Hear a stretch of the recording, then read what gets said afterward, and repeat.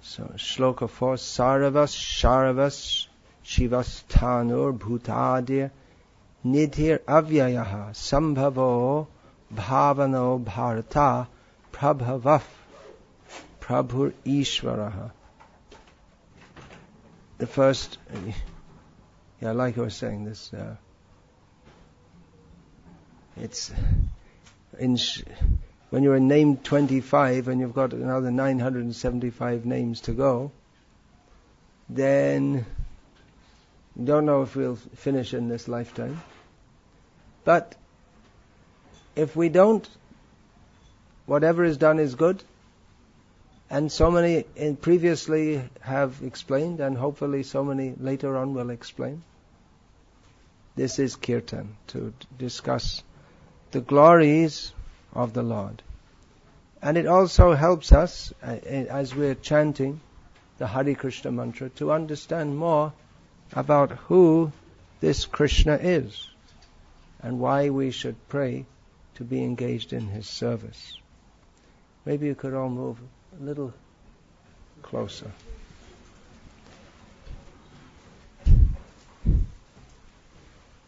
So the name Sarvah is a well-known word. This is the name number 25. This is a name of Krishna, which means everything. He is everything. So, for those who have faith in the Supreme Being, it is not difficult to understand the import of this name. It's similar in many ways to the very first name of Vishnu Sahasranama, which is Vishvam. Vishva, of course, means the universe, or that which pervades everything, or that in which everything exists. So the name Sarva, everything, that is similar to Vishva. There is a slight difference of perspective, in as much as Vishva suggests the totality of everything, the macrocosm, and Sarva suggests everything within the universe, seen individually. So everything is Krishna. Srila Baladev Vidya Bhushan quotes in this regard from Bhagavad Gita. Arjuna says, Sarvam samapnoshi tatosi sarvam.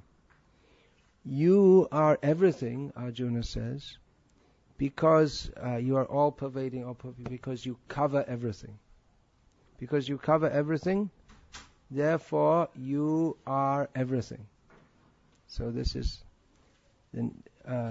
from Bhagavad Gita, very authoritative, most authoritative. There's also a quote from the Mahabharata, Asatascha sataschaiva sarvasya prabhavapyayat sarvasya sarvada jnanat savamenam prachakshate. He is the origin and end of all things, Sat and Asat, and He has full knowledge of all beings at all times, and therefore, that should be Sarva, that's miswritten here, should be Sarvamenam Prachakshate, and therefore He is known as Sarva. So, that He is everything means that He is both Sat, everything Sat and Asat. Everything is Krishna. Of course, this has to be understood very carefully. This is not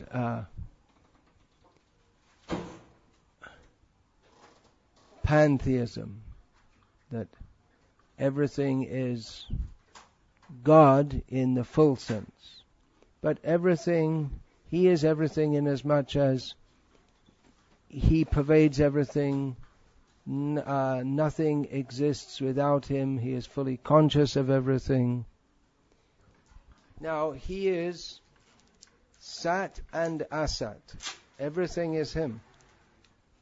That means even the bad things are in one sense Krishna.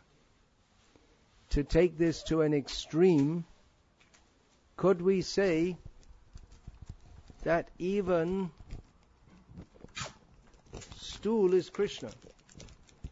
Well, we wouldn't normally say that, but from a philosophical point of view, we can understand that in one sense, and this, of course, this has to be understood very carefully, in one sense, everything is Krishna, so we cannot say that even the stool is not Krishna, but on the other hand, we don't treat the stool as we would the form of the Lord. For that matter, we don't treat anything the same as the form of the Lord. The deity or the direct manifestation of the Supreme Lord, we worship. We don't worship stool. And we don't think of stool as being Krishna. Practically we can say only in a philosophical sense. We don't, but still there is difference also. We have to see the sameness and the difference. So in the name Sarvah emphasizes the sameness of everything with Krishna, but we have to remember that there are 1,000 names given here. This isn't the only name. So all the names are to be seen together. So another one that was just given was Purushottama, which means that there is a difference also. Because he is everything doesn't mean that there's no difference between anything. He is the supreme person. So in some ways, in a very specific way or limited way, we could say that you and I are also God. And Srila Prabhupada, you and I are also God. Srila Prabhupada would sometimes say that, but he would say that inasmuch as we are samples of God. It doesn't mean that we're the totality of God. We have the same qualities, but in a limited way. So he is everything. Nothing is nothing is separate from him, and nothing is separable from him. Everything is under his control in all times, places, and circumstances. He knows everything about everything in all times, places, and circumstances. Nothing can exist without him. He pervades everything. So in all these ways, he is everything. But again, we must state, he has his own individual existence, separate from everything also. So he is everything, and he is also separate from everything. Now the next name given is Sharava, not Sarva, Sharava. And the next name after this is Shiva. So Sharava is a name which is generally given for Lord Shiva, and there's no harm in that one of the names of Vishnu is a name of Shiva, because he is everything. He's Shiva also. The name is given in the Sanskrit dictionary. One of the meanings is that it's the name of Vishnu, but it specifically means a god who kills people with arrows, and that this name is mentioned together with Bhava and other names of Rudra, Shiva, So of course, Vishnu also kills people with arrows.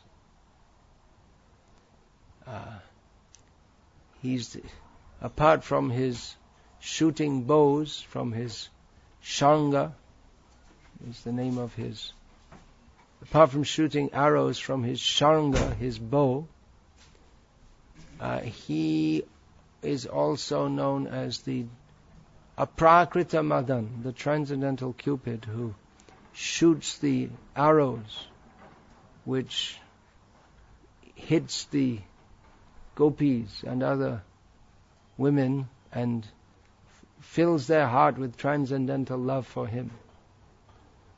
So in that way he's also shooting arrows of love.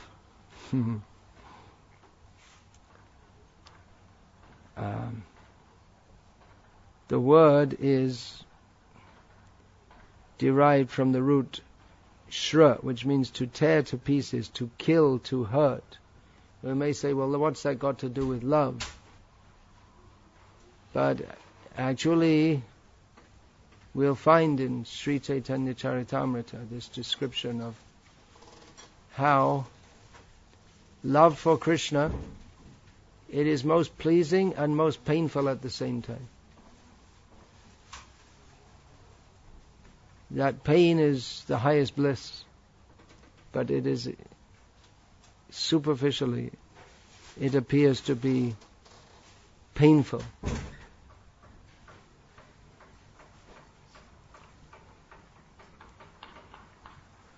Shankaracharya, we can sometimes see his explanations also, even though his philosophy is generally known as being impersonalistic, but not everything he says is impersonalistic, or even if it is, impersonalism is not outside the scope.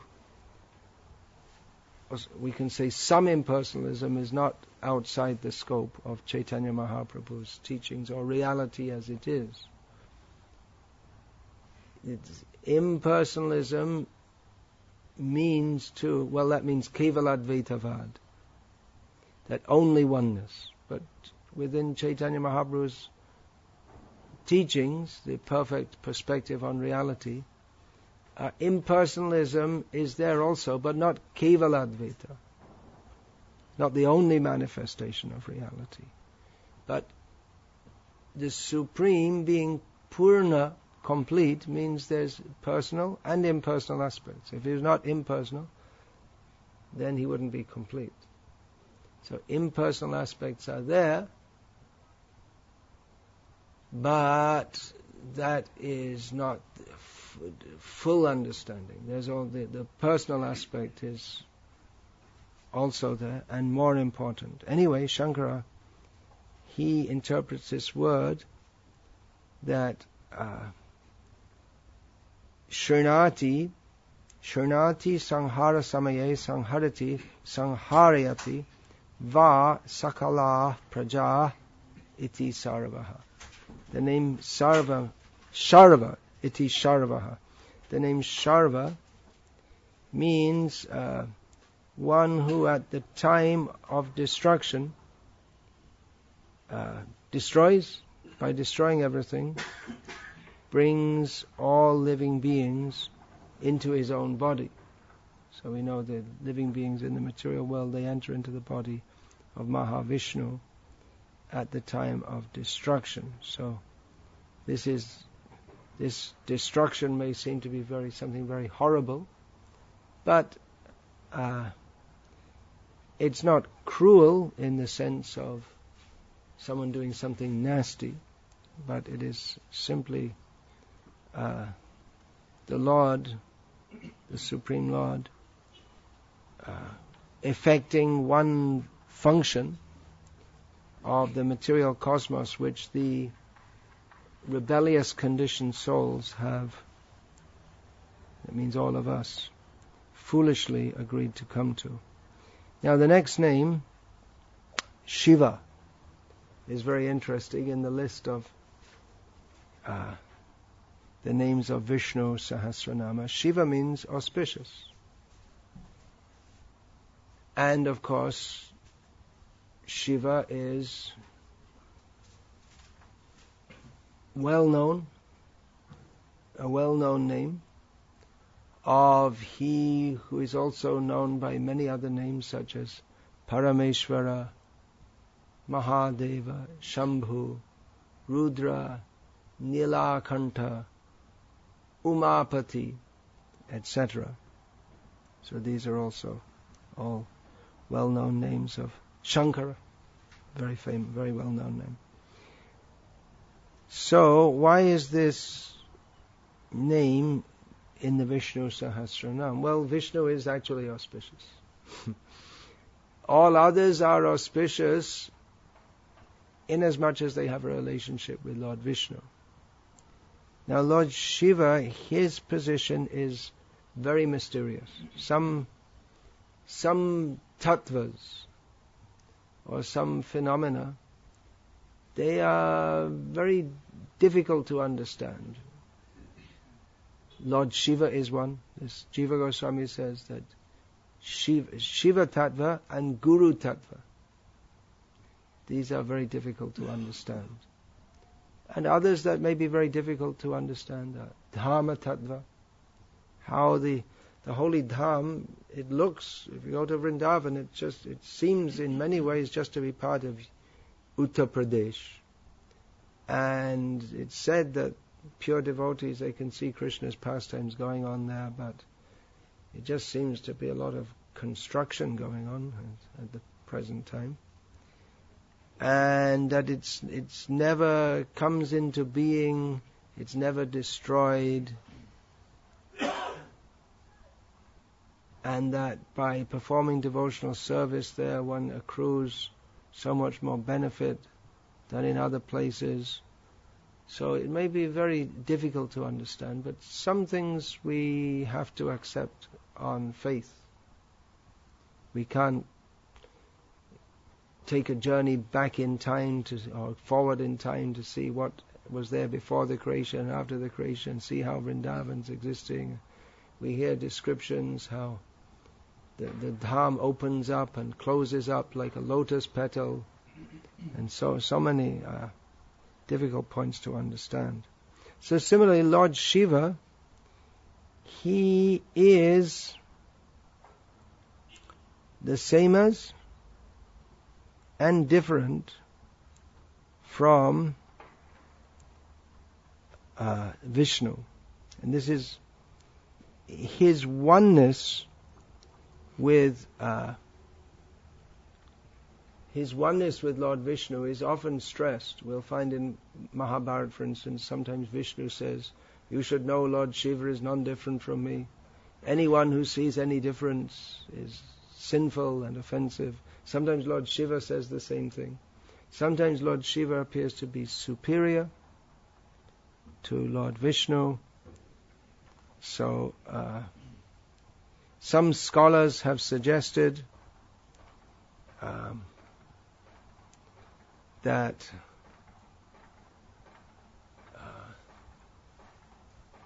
this was inserted in Shastra because there's always rivalry between the followers of Vishnu and Shiva.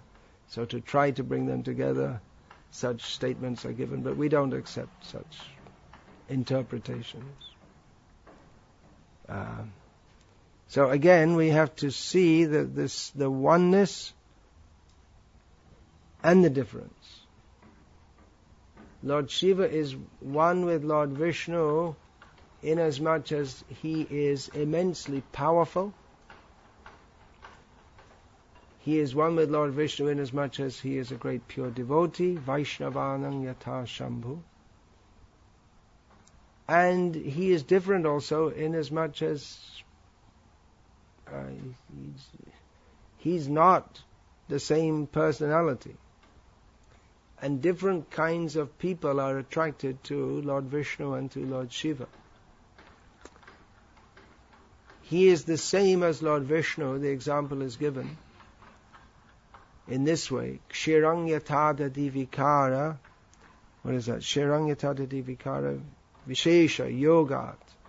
Sanjayatena hitataf pritakes asti hetoho. Yashambhutama pitata samupaiti karyat. Govindamadi Purusham Tamaham Bhajami. He is like yogurt in relation to Lord Vishnu. Shiva is like yogurt is to milk. Yogurt is nothing but milk. But still it is not exactly the same. If we say this yogurt is only milk, that's correct. But you can't use it like milk. You can't, if you try to heat it and drink it like you would drink milk, it won't work. The yogurt will curdle. If you try to cook it with rice like that, it won't work. From milk comes yogurt, but from yogurt cannot come milk. So in the same way, Vishnu is the original, and from him comes Shiva. And in one sense they're not different, but their function is quite different. Lord Vishnu is the ultimate object of love for all living beings. He is the ultimate maintainer of all living beings. Lord Shiva is very powerful. He is incomparable. No other jiva. No jiva can be compared to him, which is the same as Lord Vishnu. But still, he is not as powerful as Vishnu. The worshippers of Lord Shiva are generally in Tamagun. He's overseeing Tamagun. Whereas Lord Vishnu is overseeing Sattvagun. Lord Vishnu gives liberation. Lord Shiva himself doesn't give liberation. People who go at the end of life to Kashi Dham, they get liberation there by the mercy of Lord Shiva, as is well known. But how does he give liberation? At the time of death, Lord Shiva comes and says in their ear the name of Rama, and this way they get liberation. So this is a very big topic. I think maybe sometime on Shivratri I'll speak on this topic. Somehow I always seem to be in Bangladesh at that time. So if I'm in an English-speaking area, maybe I'll speak on this in more depth. The topic of Lord Vishnu and Lord Shiva. But the point here is that ultimate auspiciousness comes from Vishnu. He is ultimately the all-auspicious one. We also find in Narayana Upanishad there are other instances of Vishnu being referred to as Shiva. Shashvatam Shivam Achyutam. These are from Narayana Upanishad, all descriptions of Narayan, who is eternal, auspicious, and who never falls down. Achyuta has its own various interpretations. Sabrahma, Sashiva, Sendra, Sokshara, Paramasvarat. He, referring to Narayana, is Brahma, Shiva, Indra, eternal, supreme, and independent.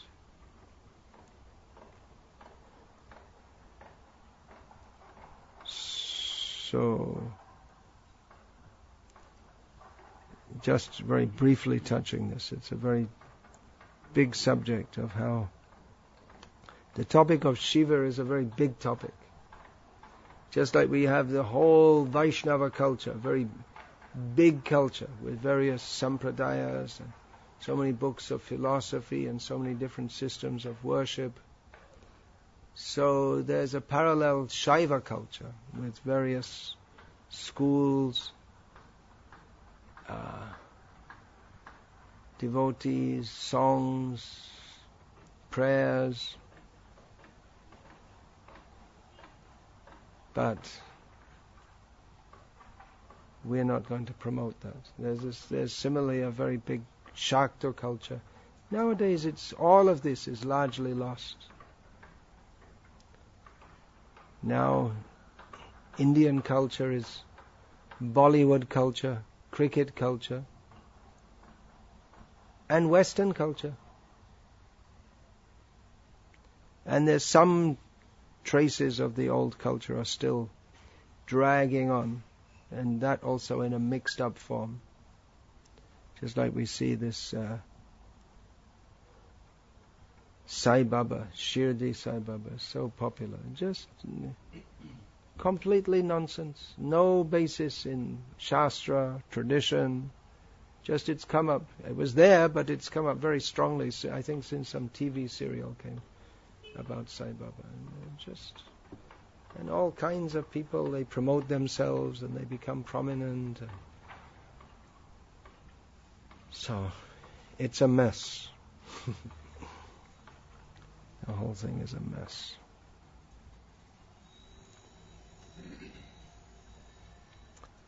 Okay, the next name. I'll just take one more name, and then after that, if there are any questions, I can take. Sthanuh means one who is very firm, fixed in his position.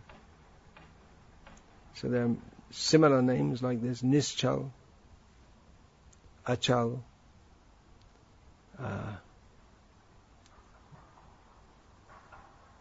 Here, one translation is given that he's very merciful. He's very firm. Means he is as he is. He doesn't change. It's not that Vishnu one day decides, I don't want to be like this anymore. I think I'll get a job in a Kuwait oil company. He doesn't think like that. He doesn't change. He doesn't think, maybe I should go and become an actor in Bollywood or something. All these people, they're imitating me in the movies. Maybe I'll go and join the movie myself. He doesn't change. You can depend on him. You can take shelter in him. He won't change his mind at some point. Nor can anyone kick him out of the job. Just like in the next door country, Iraq, there was one ruler, and another ruler somewhere over a few thousand kilometers away decided they didn't like him. And so they came in and kicked him out, and eventually he was executed. Mr. Hussein. Of course, there are so many Husseins, one with the name Saddam. He became famous by the mercy of Mr. Bush, who decided that Saddam Hussein was better dead than alive, and so spent a few $1 billion to kill him and invade Iraq. Of course, for the good of the people. Very humanitarian effort to bomb the country to pieces and take it over, and all for a good purpose, like getting the oil and things like that. Whoops. That's not really why that's just a side effect, I guess. The real thing was that they wanted to help the Iraqi people.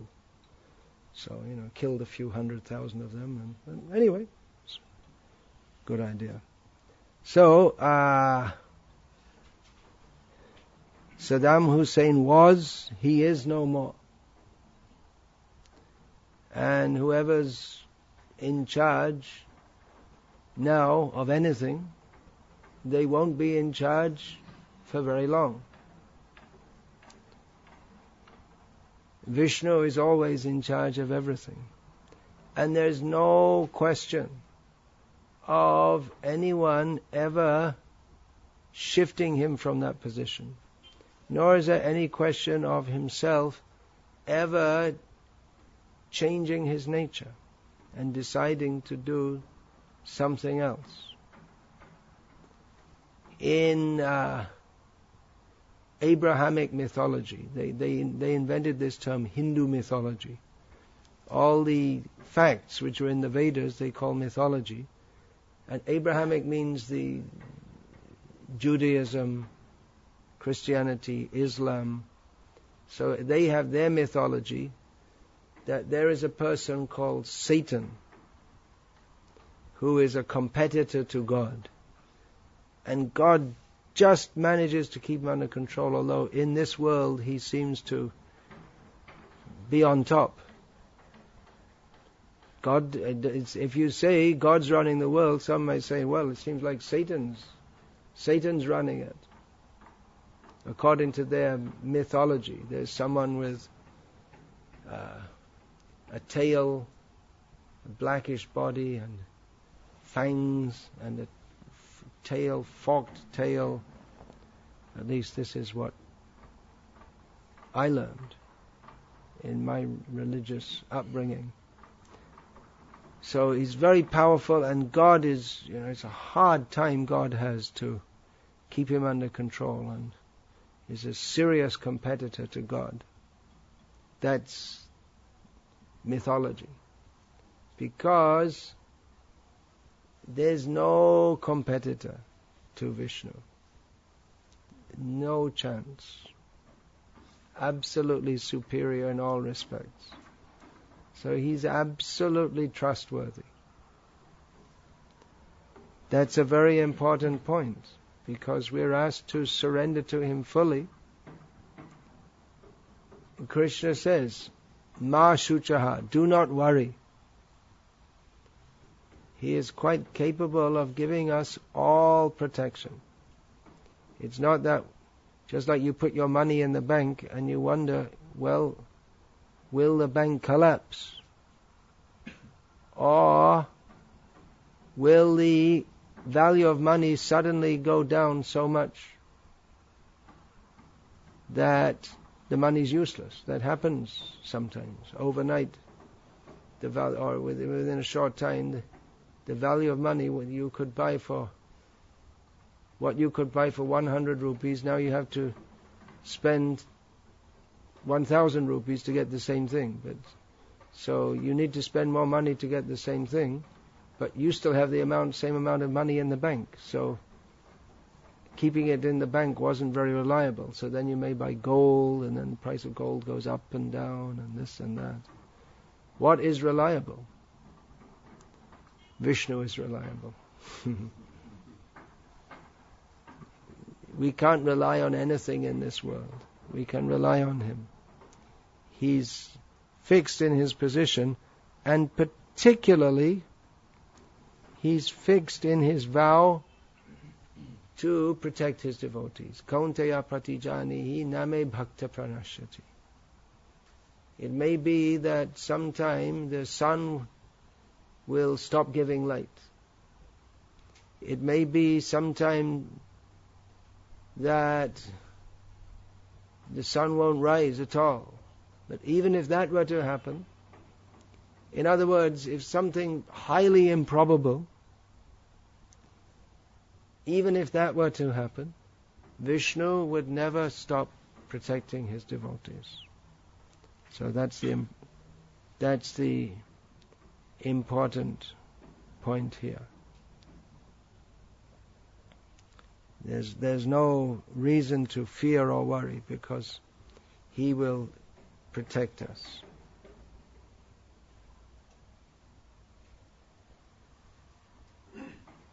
Okay. Hare Krishna. I won't comment on more names now. So, any questions? Apart from, you can ask any general questions also about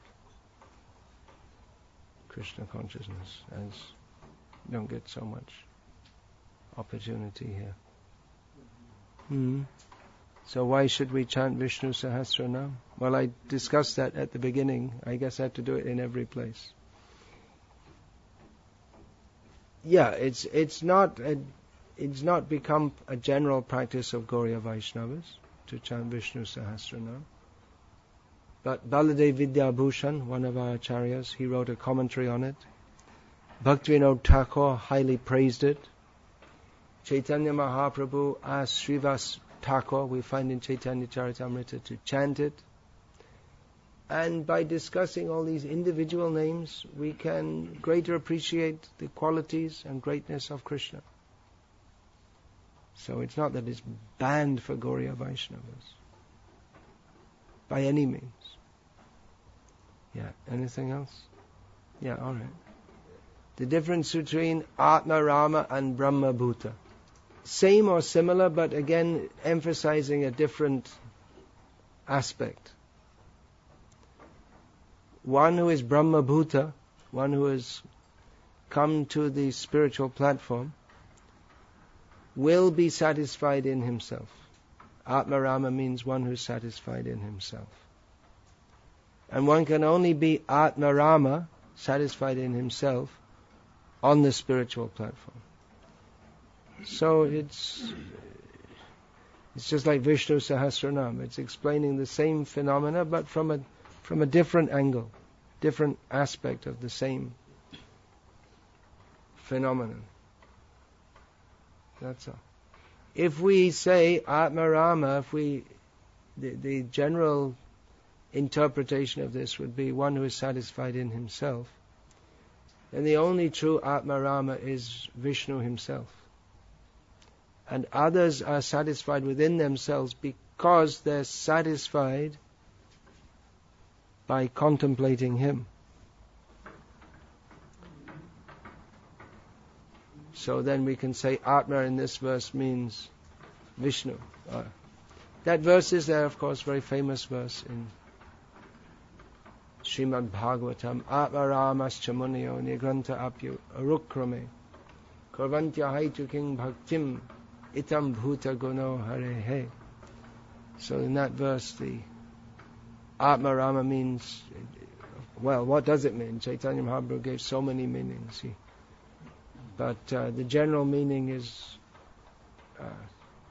someone who's satisfied on the spiritual platform. Self-realized person. That's the general meaning. Yeah? Wanted to ask something? Oh, that's a common question. Yeah. Tameva sharanam gacha sarva bhavena bharata. Fully take shelter in him in all respects. Krishna is referring to himself. That can be easily understood. Just like a man may say to his child, you should obey your father. He doesn't say you should obey me, but he's explaining the principle of why you should obey him. Because I am your father, therefore the principle is to obey the father. So I'm your father and you should obey me. So in the same way, Krishna is saying you should take shelter in me, but why? Because he is who he is. So that's a common usage. Someone in a position may refer to themselves in the third person to explain to others how they should relate to that person appropriate to his position. Do you think it proper that when the head of the company comes to visit the factory, that you bring him in a taxi? Instead of having an ordinary taxi, instead of arranging a first-class car, someone may say like that. The head of the company, he may say like that. There are so many examples. You can imagine yourself. Yeah. Anything else then? What is the perfection of love, and is it the same for the spiritual and the material world? The perfection of love is spiritual love. In the material world, all that goes on as love is not love at all. So there's no real perfection of it. The perfection of love in the material, the best thing we can do with love in the material world is just give it up, forget it. Atmendriya priti vancha tare bale kam krishnendriya priti ichha dhare premanam. The desire to satisfy one's own senses is called lust, material desire. The desire to satisfy Krishna's senses is prem, pure spiritual love. So what we call love in the material world is actually a desire to satisfy our own senses. Just like we find young men fall in love with young women. They don't fall in love with 90-year-old women. Why is that? They're attracted sensually. They may say, well, you're such a wonderful person, but probably the 90-year-old woman is a better person. But it doesn't happen. It's a mundane attraction. Of course, that can be spiritualized. The affection that we have for our family members can be spiritualized by engaging them in Krishna's service and seeing them as devotees. This is discussed in some length, the difference between material love and spiritual love, in the 4th chapter of the Adi Leela of Caitanya Charitamrita. And it's also described what is the perfection of that spiritual love. The highest manifestation of the spiritual love, the perfection of spiritual love, is that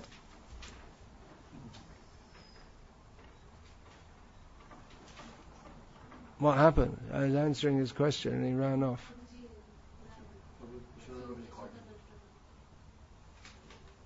Okay.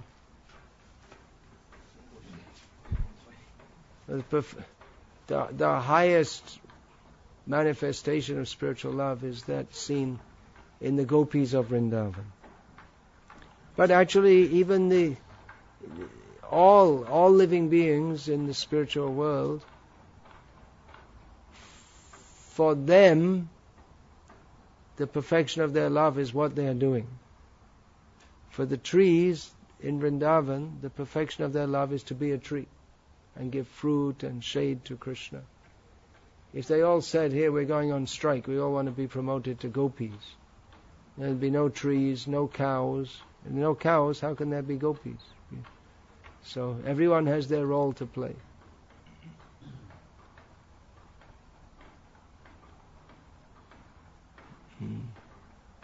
Then, anything else? We have to follow the Mahajanas. Yeah. The Gopis are the best devotees. Yeah. The 12 Mahajans, the Gopis are not mentioned. Well, the 12 Mahajans are representative. We can't say that for instance, Ambarish is not mentioned as one of the Mahajans. Doesn't mean that he's not a Mahajan or a great devotee. Uddhava is not mentioned. He's a great devotee. So they're representative of the principle of surrender to Krishna, but that is exemplified in the highest perfection by the Gopis. We have to see also who Yamaraj was speaking to the Yamadutas. So this was very high subject matter for them already. They didn't even know about Vishnu and his supremacy. So Yamaraj is speaking in a very basic way to tell the Yamadutas. This verse, the Dwadash Mahajan verse, is spoken to the Yamadutas. So the angry Yamadutas, what's going on? You know, we thought we were serving you, and that your order is unassailable. We just went to do our job, picked up a sinful person, and we were thwarted by these other people. What's the use of serving you? We try to serve you and someone stops us. It's embarrassing and insulting, the Yamadutas thought. But then Yamaraj explained to them, there is an authority over me. I'm not the supreme authority. Vishnu is the supreme authority. So you go on with your work, but just don't approach any Vaishnavas, that's all.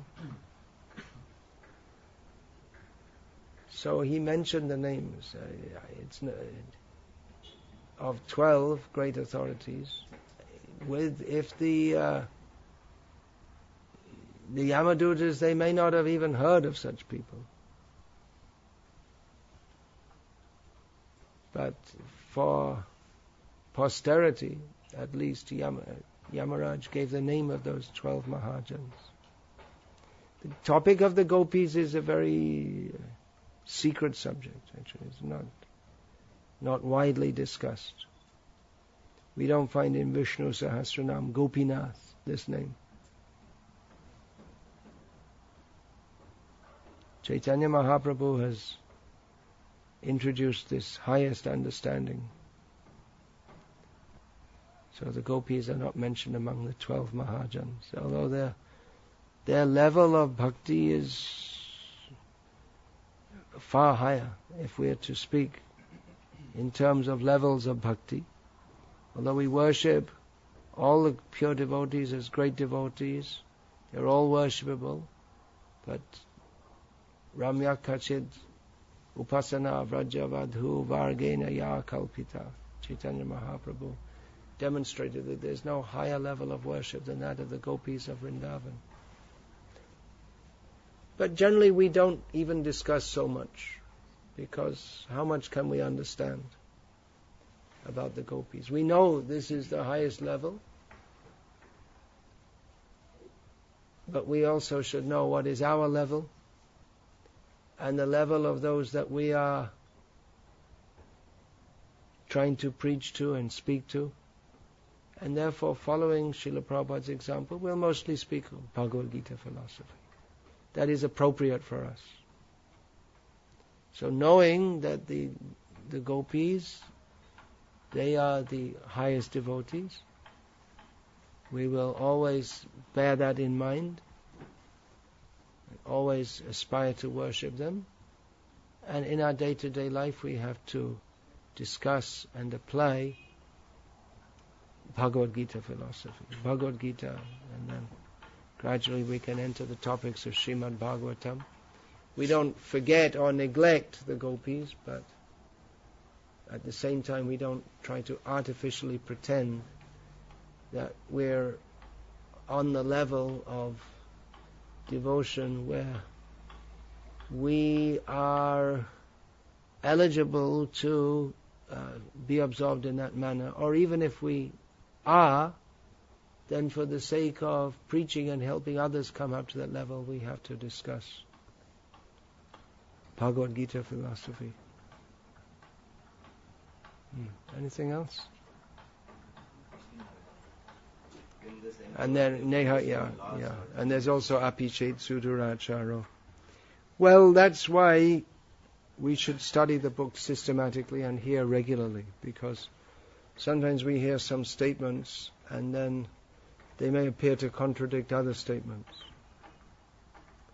Certainly a devotee should feel like that himself, that if I don't follow Krishna consciousness properly, then it's all, I'm spoiling my life.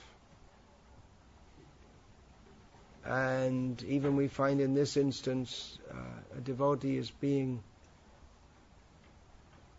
rebuked for that. But that doesn't mean that he's rejected. If someone does something wrong, it doesn't mean that he's rejected. But we should take it seriously. Especially someone who is a leader of people, who's looked up to by others as an example to follow. Then if they do something wrong, then it causes disturbance in Vaishnava society. So we should take this very seriously. We shouldn't take verses like Neha Bhikramanashosti and Apichet Suduracharo and think that, oh, well, okay, I'll do whatever I like. There are other verses. What's that? Canto 4, chapter 24? Yeah, 20th chapter. 20th chapter. Verse number? 4. Verse number 4. That's in relation to Prithu Maharaj, is it? Well, there you see. You have to see it in... Well, I can get it very easily. Yeah, it's in relation to Prithu Maharaj. So he was a leader of the people. Yeah, I got it. It's in relation to Prithu Maharaj. I already found the reference. Yeah, then? Anything more? You're supposed to learn a verse a day, is it? I send out a quote from Srila Prabhupada every day also. Do you get that? But that should not, the quotes that I send out from Srila Prabhupada, that shouldn't be considered a substitute for reading the books systematically, thoroughly and carefully.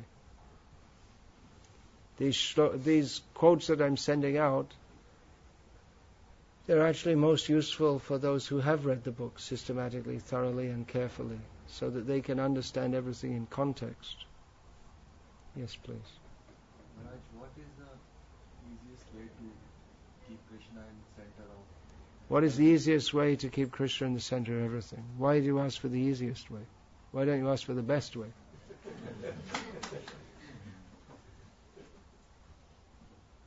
The easiest is not always the best. Anyway, easiest way, best way is Hare Krishna, Krishna Krishna, Hare Hare, Hare Rama, Rama Rama, Hare Hare. Caitanya Mahaprabhu gave 5 processes which are particularly powerful. The first one is given sadhu sangha. So if we have association of devotees, that is very powerful for purifying our consciousness. Second is given nama kirtan, because if we don't have good association, then our chanting, that may also be for the wrong motive.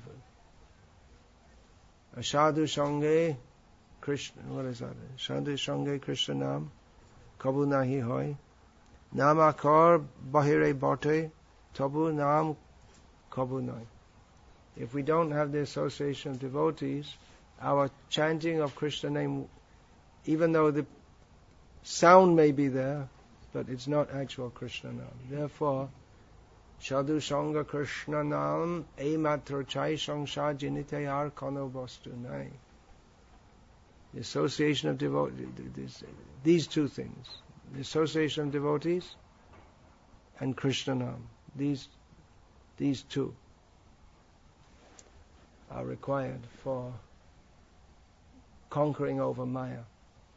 But then if there's association of devotees, there'll be also Sadhu Sangha Nam Kirtan Bhagavat Shravan, there'll be hearing of Bhagavatam, topics of Krishna. Mathura Vas Shimurtir Shradhai Shiva.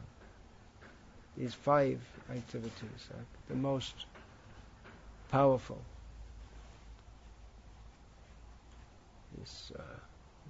The other 2, they're living in Mathura,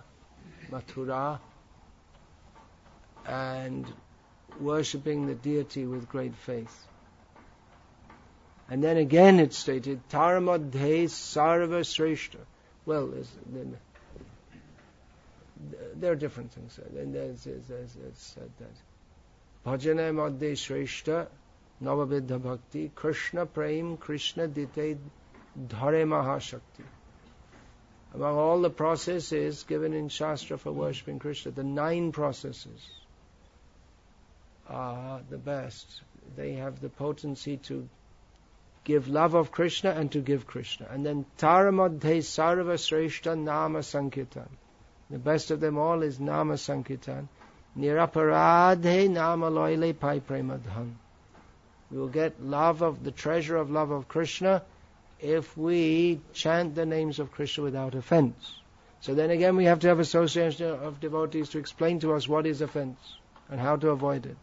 So we can't avoid that. Then, anything? Well, there are devotees who teach this Bhakti Shastra. If you can call an experienced teacher in, that would be better. Which book to study, taking all together? You can go through any of Prabhupada's books. If you want to get through one book without taking your whole life, you could take a small book. Because even if you study a small book, if you start getting into it, you'll find it's unlimited in depth. in Mayapur a few years ago, I gave I think it was 3-day seminar on the preface to the Nectar of Instruction. So that was about 6 hours discussion.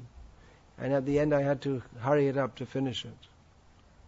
And the preface is only about 2 pages. So, individually reading, we can read through the whole, and then if we go through line by line in Prabhupada's books, we'll find it's unlimited in depth. So you can do that. Generally we think that the small books will be easier, but it's not always so. Srila Prabhupada discusses many topics, just like this beyond birth and death. Immediately at the beginning of the book there's a discussion of the Mayavad and how it's different to Buddhism, and it's quite complex actually. Bhagavad Gita is the introductory book of spiritual knowledge. It's not easy. It's not an easy philosophical book. It becomes easy by the mercy of Srila Prabhupada. It becomes relatively easy, but there's so many topics in there, so many. Kim tad brahma, kim adhyatma, kim karma purushottama. What is Brahma? What is Adhyatma? What is Karma? These are all very big topics. About Arjuna asked, what is Karma? Already before that, Krishna himself had said, Kim Karma, Kim Akarmeti, Kavya or Piyatra Mohita. What is Karma? What is not Karma? Even learned persons are bewildered in understanding this matter. So, it is very deep subject matter, no doubt.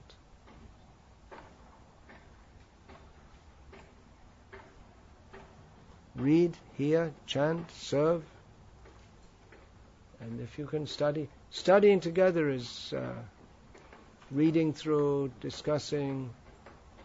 After you've read some of the books yourself, and then if you go through together, you'll find there's a great mine of unlimited jewels in all the Shastras.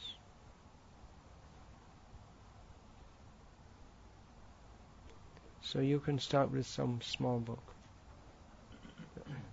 That Raja Vidya is very good. In Salem, in Tamil Nadu, there's one center I go to quite often. The devotees, they take one small book and then they go through it together. With one devotee guides the discussion, and like this, and in this way they go through. In the course of time, they go through various books. It's very enlivening,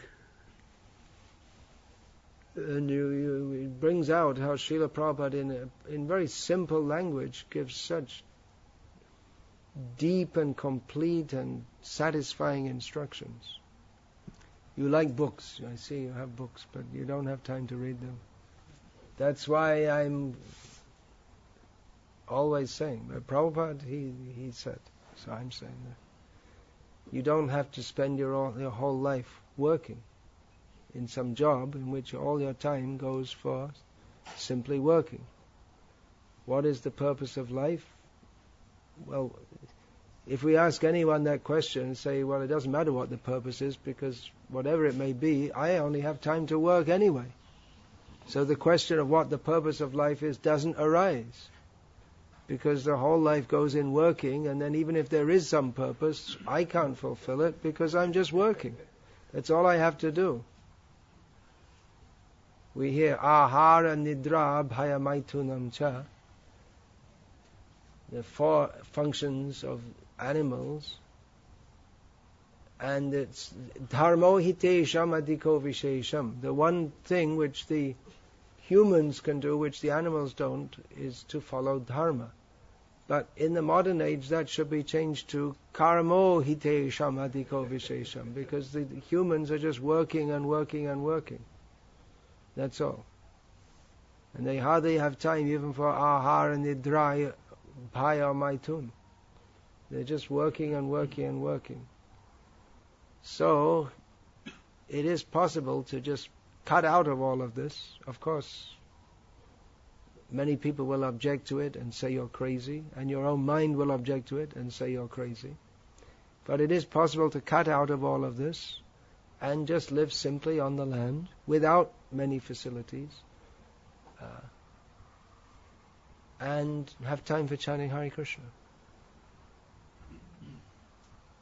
And I've been saying this for years, and some devotees who have been listening to me have actually done it. They've given up their well-paying jobs and are living on the land and chanting Hare Krishna, and they're very happy.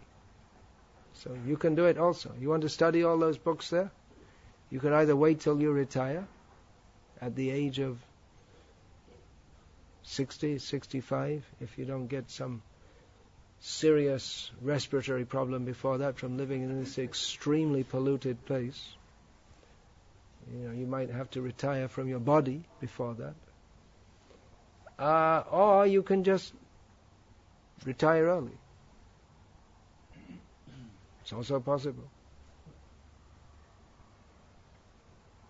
Live with devotees, simply. You won't have AC. You won't even have a fan. Only a hand fan. As your forefathers did for countless generations.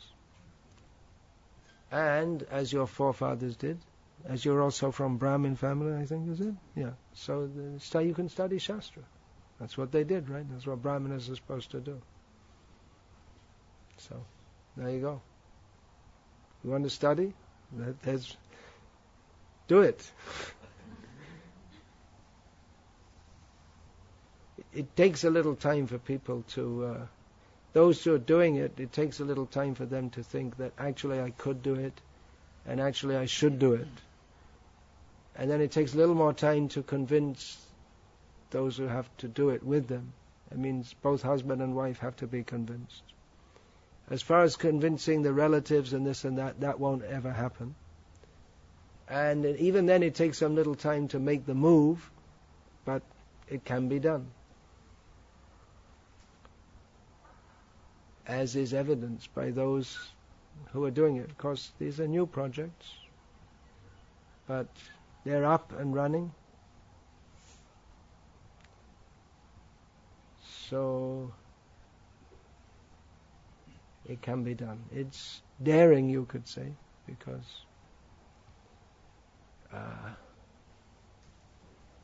people say, well, you don't know if it'll work. But then it's done with faith in Krishna and Prabhupada's instructions. And you also don't know that this society, how long will it go on anyway?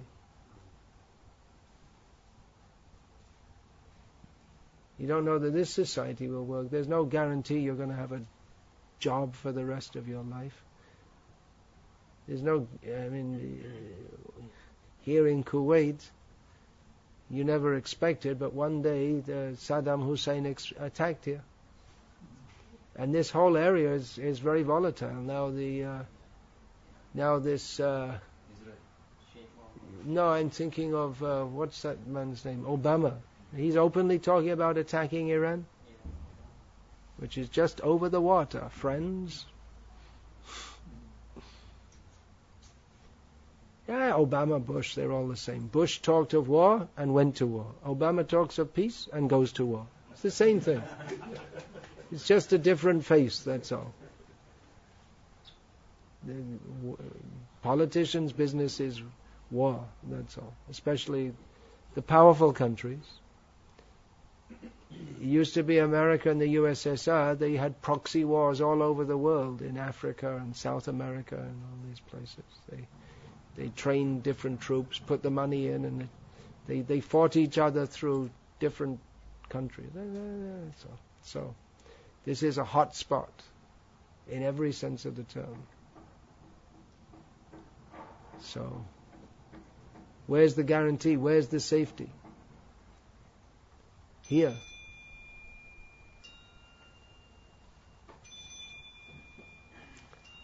It's a call from President Obama. Hi friends, we're here on a peace mission. We're just going to drop a few bombs on you to show how much Uncle Sam loves you. You can depend on us. Don't worry, when we've bombed you to pieces, we'll put in a democratic government. Of course, they have to vote the way we want them to vote, but don't worry, everything's okay. We have more faith that Krishna will look after us than Uncle Sam will look after us. You know what Uncle Sam means? It means America. So, if you want, you can start to think about it. And when you start to think about it, what happens is, you think, hey, well, actually, that would be very nice to live peacefully and simply and not have to breathe in poisonous air 24 hours a day, every day. And live with devotees. And of course, some work has to be there. Not that everyone's a farmer, but in agrarian societies, not everyone is farming exactly. There are Brahmanas, Kshatriyas, Vaishyas, and Shudras. There are many different things to do. But there's time to chant Hare Krishna, to discuss Shastra. You start thinking about it, you start thinking, well, maybe I should. I could. So, there's a suggestion for you. Anything else? Yeah. Anarya Jushtam Asvargyam Akirti Karamarjana. Yeah, Krishna says to Arjuna, your actions and what you're saying, they're not worthy of an Arya. So, what's the question? Is there any other philosophy? Well, the word Arya has been appropriated by Hitler and defined by Western Indologists who studied Vedic literature and culture with the specific aim of destroying it. So we shouldn't take the word Arya according to their definition. It's not that there are groups particularly of Aryas who are pitted against Anaryas, Aryas against Dravidians. This is a complete fabrication, divide and rule, which is still going on. It's completely bogus. The Indian culture, it's from time immemorial in South India and in North India, people have worshipped Vishnu, Rama, Shiva, various demigods. There are different local manifestations of that, but it's the same culture. The culture is based on the same basis, which is Mahabharata, Puranas, Bhagavad Gita. So this idea that there's a Dravidian culture and then the Aryas came in and attacked them, it's even scientifically, it's shown to be completely bogus. So this idea that Arya means some invader who came in and chased out all the Dravidians and sent them down to South India is completely bogus. Absolutely bogus. Not even the slightest bit of truth in it. But it was invented for political purposes, and it still has political usefulness.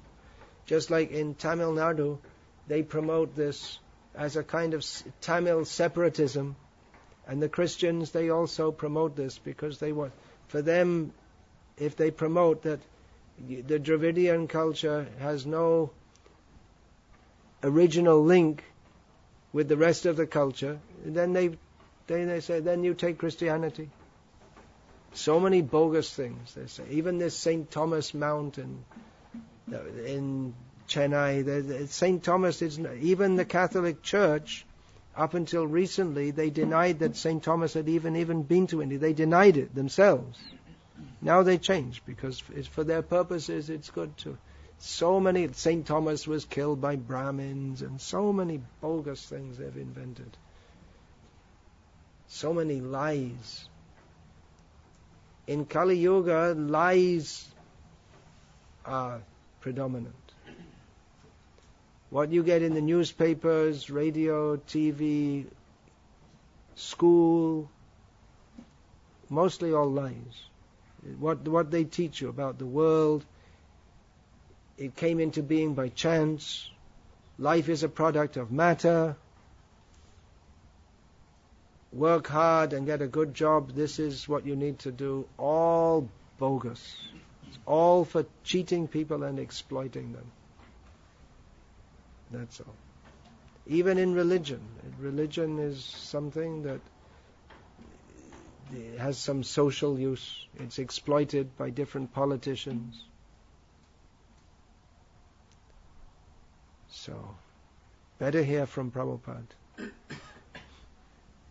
Take what Prabhupada says very seriously. It's don't take the half chicken philosophy. I like what Prabhupada says about Krishna playing with the Gopis. That's very nice. Chanting Hare Krishna, that's very nice. But then Prabhupada, he condemns modern civilization. Materialistic civilization in particular, and materialistic civilization in general, and modern civilization in particular, as being a society of the cheaters and the cheated. Shravidvara hoshtra karai sangstu ta purusha pashahu nayad karna pato peta. What's the last line? Gadagraja. I can't remember. 2 words on this. Well, I have my computer and I can look it up right here. Okay. If I can get this to come to life. Anyway, the purport is, it's not that Prabhupada just made this up, but this is what is stated in Shastra. Shvavidvara hoshtra karai sangstu taf purushah pashuhu nyayat karna pato peto jatu nama gadagraja. Persons who are like dogs, hogs, camels and asses praise those men who never listen to the transcendental pastimes of Lord Sri Krishna that deliver from evils. Purport. Srila Prabhupada comments on this. The general mass of people, unless they are trained systematically for a higher standard of life in spiritual values, are no better than animals. And in this verse they have particularly been put on the level of dogs, hogs, camels and asses. Modern university education. Modern university education. How wonderful! Here's what Srila Prabhupada says about it. Modern university education practically prepares one to acquire a doggish mentality with which to accept the service of a greater master. After finishing a so-called education, the so-called educated persons move like dogs from door to door, like the dog goes looking for some food, with applications for some service, and mostly they are driven away informed of no vacancy. As dogs are negligible animals and serve the master faithfully for bits of bread, a man serves a master faithfully without sufficient rewards. This is classical Prabhupada. Read these books. Don't just choose the nectar. It's all nectar. Don't take out only we like to hear about Caitanya Mahaprabhu's pastimes.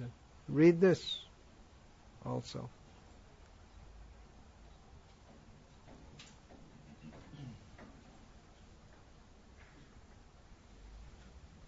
Here from the same purport, the Bhagavatam openly declares that although a person may be a great leader of such dogs and hogs disguised as men, if he has no taste for being enlightened in the science of Krishna, such a leader is also an animal and nothing more.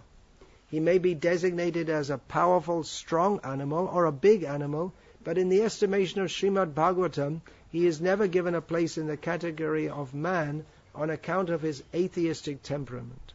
Or in other words, such godless leaders of dogs and hog-like men are bigger animals with the qualities of animals in greater proportion.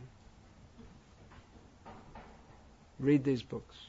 Your whole materialistic way of looking at the world will be completely destroyed. But we have to be open to that. See, Hindus, they've inherited this amazing art of being able to know what is Shastra and at the same time disbelieve it. Otherwise everyone should have been a pure devotee, because in India there's Bhagavad Gita, there's Srimad Bhagavatam, and people are exposed to that, and pious people, they like that, and they like to do bhakti. But then how no one, pure devotees are very rare. I'll give you some indication that one of the devotees in ISKCON, he's passed away now. He was a very brilliant scientist and a disciple of Srila Prabhupada, Sadaputa Prabhu. I was discussing with him once about how you see that even you'll find in India people who like they're scientists, but still they go to temples. And he said, yeah, it's what's the word? There's some technical term for that, in which they have, when they go to the temple, they have their religious way of thinking open. And the rest of the time, that's one side is closed, and they have their scientific way open. And they just turn one and the other off, and they can live with both. But they just don't bring the two together, that's all. Once I was on a train, I was speaking with a scientist, and I had with me the Life Comes from Life book, which I sold to him. And I said to him, look, this evolution, it's all bogus, it's all cheating, this evolutionary theory, there's no actual evidence. And he thanked me at the end. He said, yeah, because I always believed in God, but I couldn't reconcile it with evolutionary theory, but now I understand that that's bogus. Of course, if he was a teacher in Kalyani University, in lecturer in West Bengal. So if he starts teaching that, then he'll lose his job, because the scientists, they're not actually scientists, and they're not actually looking for the truth. They say religion is dogmatic. They have a dogma. They have many dogmas, among which one is prominent, that everything that exists comes from, everything is matter. This is material. This is the meaning of materialism. Anything that we can't measure or perceive doesn't exist, which is a stupid thing to say. That because we can't see something or perceive something with our extremely limited senses, it doesn't exist. It's stupid. So our devotees also, even those who have come to Krishna consciousness and are initiated as devotees, it's quite common, what I can see, especially among Hindus, because they've had many generations of practicing this. It's quite possible for them, I mean especially those from Hindu backgrounds, to read Prabhupada's books with such devastating statements, such as the one which I just read, and at the same time remain basically materialistic and think that, I have to have my career and my job and all these kind of things, and these things are very important, and somehow they're able to read that, and they can even write their Bhakti Shastri exam and write everything down. But they don't actually believe it. It doesn't seem like that by the way they live their lives, or the way that they talk about Krishna consciousness. They'll praise great devotees, but they don't want to be like that themselves in all respects. So don't keep a dichotomy. You have to accept what Srila Prabhupada says, which is what Shastra says, in full. And to accept it fully is revolutionary.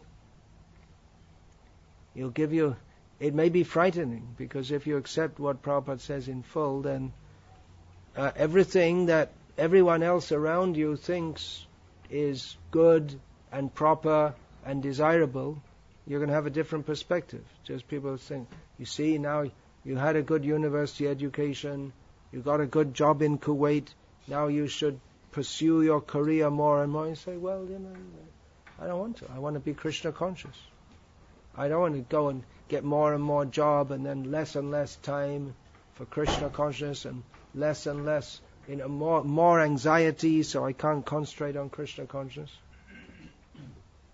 If you say like that, people say, oh, you're crazy. This Krishna consciousness movement has brainwashed you. But then you have to decide what is the truth. You can't read Prabhupada's books honestly and remain materialistic. If you're actually sincere, you cannot maintain desires for materialistic advancement in this world.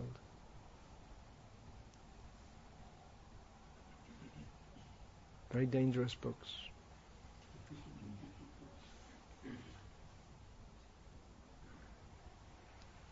So it's not necessary that there's a mass exodus of devotees from Kuwait to the fields of India. Someone should preach here also, Krishna consciousness. But we should understand that everything Prabhupada says is true. Not only is it true, but it should be preached to others also. It's meant for telling others. We shouldn't try to hide all these vital facts that Srila Prabhupada has presented us with.